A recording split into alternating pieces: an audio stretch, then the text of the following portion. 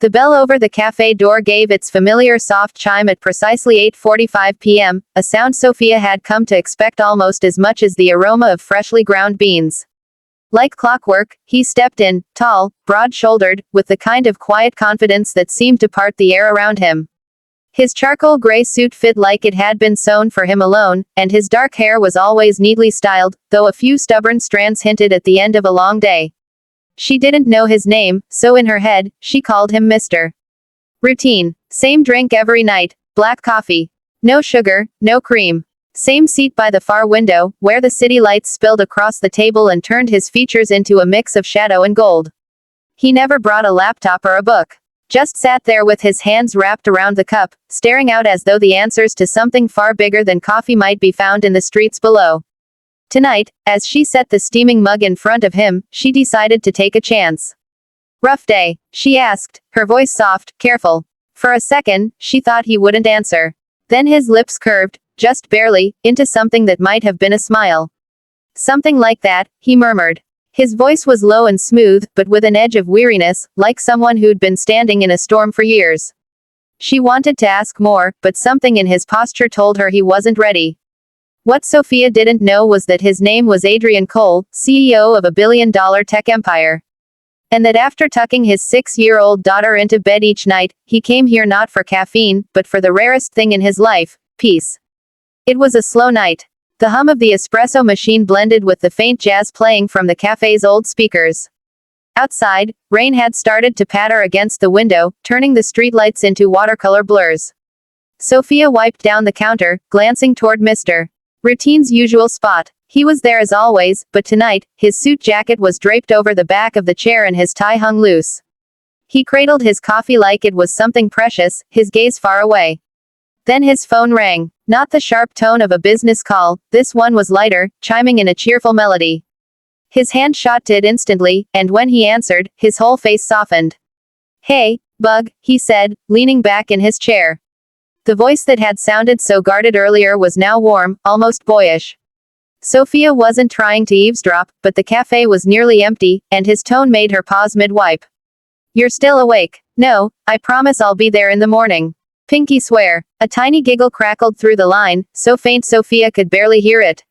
"Yes, we'll make pancakes. No, you don't need to save me any syrup," he laughed quietly. "Okay, go to sleep. Daddy loves you." He stayed there a moment after the call ended, staring at the phone like it was both his anchor and his chain.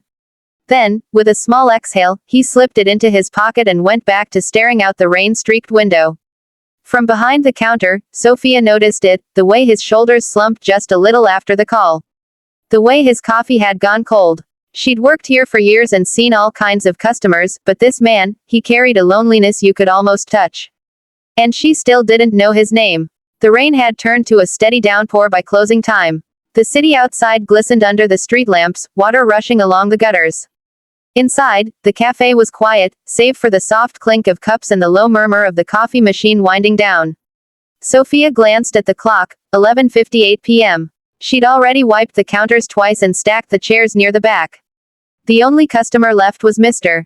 Routine, still in his corner seat, his coffee untouched for the last 20 minutes. "We're closing in a few," she called gently, not wanting to sound like she was pushing him out. He blinked, as though coming back from somewhere far away. "Right. Sorry." He reached for his jacket, then hesitated, watching her as she struggled to lift a heavy bag of coffee grounds toward the back. "Let me," he said, crossing the room before she could protest. He took the bag from her with ease, his hands brushing hers for the briefest moment. "Warm. Steady. Thanks," she said, surprised. Most late-night customers didn't even look up from their phones.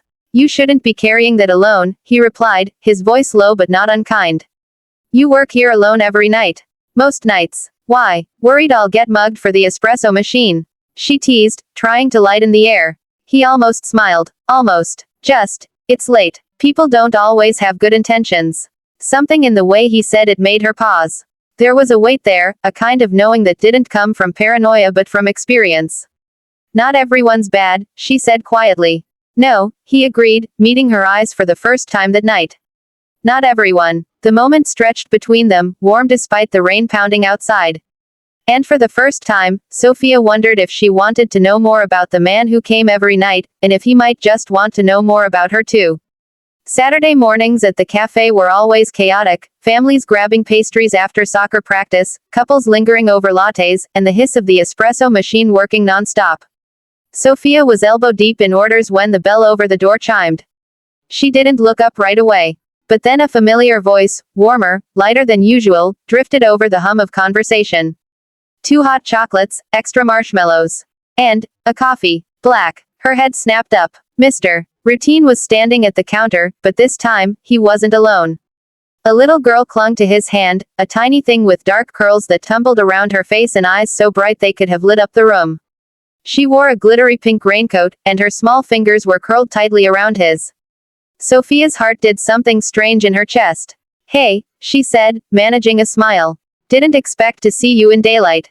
He smiled back, an actual smile, full and unguarded. My daughter insisted we get marshmallows somewhere, fancy. He looked down at the little girl. Bug, say hi. Hi, the girl chirped. Daddy says you make the best coffee in the world. Sophia laughed, warmth flooding her cheeks.